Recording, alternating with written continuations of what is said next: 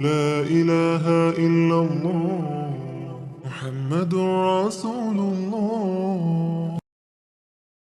You will see after me a great deal of differing. When I first saw this hadith, I was a new Muslim and I saw all the ikhtilaf between the Muslims, the sects and the groups, and I was so confused. So what shall you do? You hold to my sunnah and the sunnah of the rightly guided khulafa.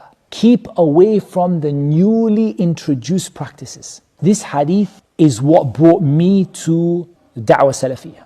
Because to be honest, I looked at this hadith and I realized there is only one way, there is only one manhaj, one methodology that matches this hadith. You will not find any group that follows this hadith except one.